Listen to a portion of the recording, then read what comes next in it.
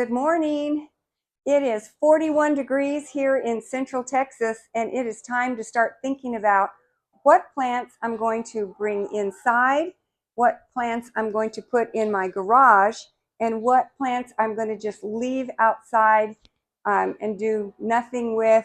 Now, if it's a new plant, I might add some protection. So let's take a look at each of these situations and see how we can protect our plants when the temperatures get really cold, and that won't be too far ahead. Well, I am very lucky that I have a window in my garage.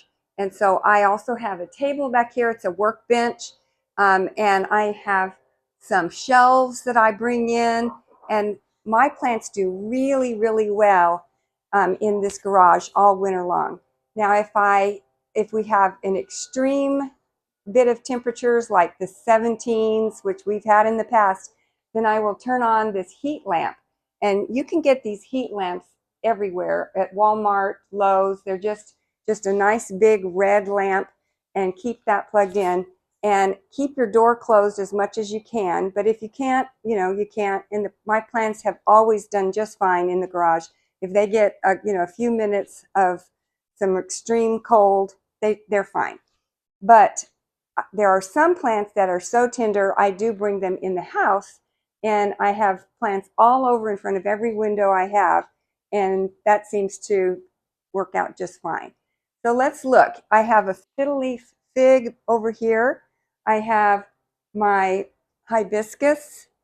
This hibiscus, the leaves are starting to turn yellow, and I might trim like half of this off, and it'll come back in the spring just beautifully. My ferns, I definitely bring those in, and anything I have in pots is coming inside because it's just better safe than sorry. Last year we had a fairly mild winter, and I really could have left a lot of things outside. Not hibiscus, that's pretty tropical, but a lot of things could have been left outside. But you never know. 2 years prior, we had a crazy ice storm and another ice storm the prior year, and that was horrible. We lost native plants. We lost our beautiful juniper trees. We lost so many things. So you just never know. So from that experience, I go ahead and take everything in pots inside. And if you don't have a window, it's just fine. You are going to get this same setup, but you're going to get grow lights. And I will link below some possible things you can purchase, and turning those on 8 hours a day will give them the energy they need to do fine. So you would want heat lamps and grow lamps. Now, if for some reason we have blackouts, just keep that garage down the whole time if you can. And your garage is very well insulated, and it's going to do better than a greenhouse. And I've had things die in greenhouses during blackouts, but in your garage things will make it. And if you have something that's very precious in a greenhouse and we lose power, if you can get it into your garage, you might be able to save it. I know that from past experience. Okay, and now I have a big, strong husband who helps me bring all of these things in. And I have a dolly, and we just pile things on the dolly, and together we bend our knees, we lift, and we put things on the dolly, and we bring them in, and it's a big ordeal. So let's take a walk inside, and I'm going to show you. First of all, I have collected these plant stands for years, and they are great to prop the plant up high enough so that it can take advantage of all the sunlight available. And look at this Christmas cactus. She's about 10 years old. She lives on the patio 9 months out of the year, and I just absolutely love her. There are two mixed in here. There's a red and a white. I just love her. She's so pretty. And this might even be pink, probably red though. I don't think there's 3 in there. And then this is my Hoya, and love this potted plant. Got a peace plant up on a stand, and she's very old. This plant is about 10 years old. There's a flower, and she really enjoys just being here in indirect light, doesn't need much light at all. If you want an easy plant to grow, I would definitely try a peace plant. This plant stays inside all the time, never goes outside. Okay, so I'm going to show you my crazy. I don't recommend this if you use your bathtub, but this is one of those great big whirlpool jet bathtubs, and I've lived here about 7 years and I've never used it because it didn't work. So it's a great place to store plants in the wintertime. I have this piece of wood. It is 10 inches across and about 7.5 feet long, and it just sits up on the edge of the tub, and it's at the perfect distance to the window, and my plants just thrive really well here in the winter. I do not keep them here all year long. This is just something I put up until about middle of February, and then everybody goes back outside. But it's just a great place to keep plants. I just can't let any window not be used. Now, this is my east window, and this is the favorite window of all of my plants. And these are Amaryllis in wax. I did a video about these. I will link below. These are wonderful. You don't do anything. You don't water them. You don't touch them, and they just become the most beautiful flower very soon.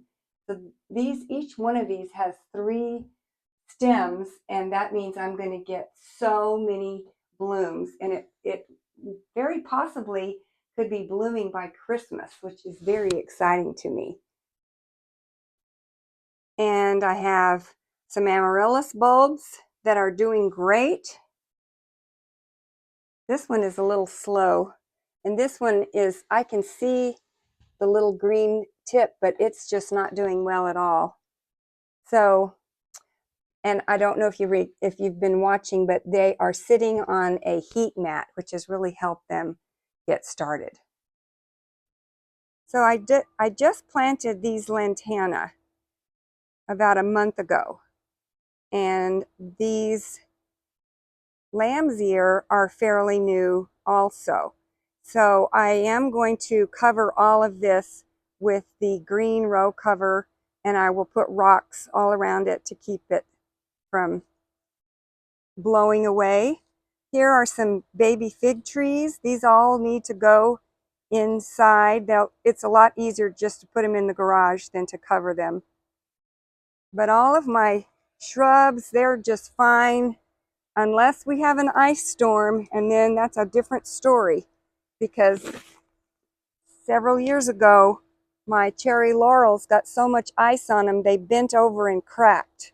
And so if we start getting an ice storm issue, one thing I thought of is I would take this main branch here and tie it to the fence behind it, and that way it won't have an opportunity to fall over and break. So there are some more plants outside. These are just airplane plants and coleus and corn plant, just waiting. I've pushed them up against the house so they are fairly well protected, and these will do fine in the 40s. But when we get down below 40s, I will definitely bring all these into the garage. A few more potted plants. These are all kalanchoe. They will all come inside. My plumeria will come inside. Here on the side of the house, I have bougainvillea that are still happy, looking good.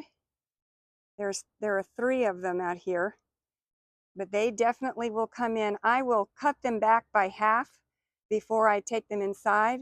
I have some pittosporum. Sadly, they have to come inside. They have not been making it in these freezes. So they would be happier in the ground, but they have been freezing and dying in the winter. So they have to stay in pots.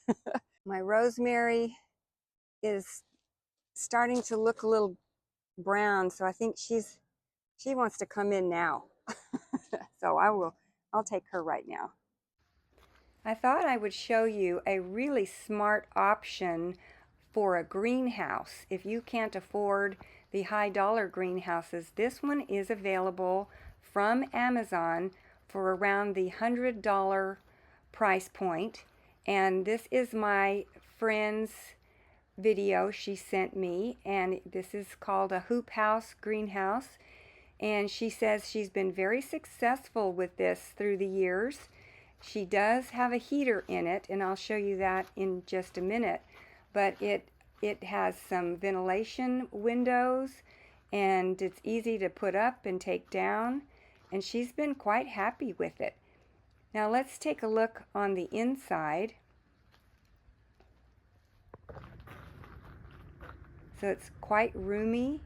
She did put in some shelves, and she plans to just fill this full of plants. And I'll show you the image of the heater. I am going to link below a similar heater, and it's also in the $100 range. She does have it on top of a brick stone paver, which I think is a really good idea, and she does have a heavy duty extension cord. She says that that was important to her for safety reasons, to get one of the highest graded extension cords, which she has plugged directly into an outside socket on the side of her house. Well, I hope I've given you some good ideas. It's time to start thinking about how we're going to get our plants protected. We want to make sure that we don't have to go buy all of this again next year. It's easy to protect if you just take a few minutes, gather up a friend or two or a husband to help you bring in heavy things, and let's get started. Winter is coming. And please like and subscribe if you enjoyed my video today, and I'll have more coming soon. Have a wonderful day. Bye-bye.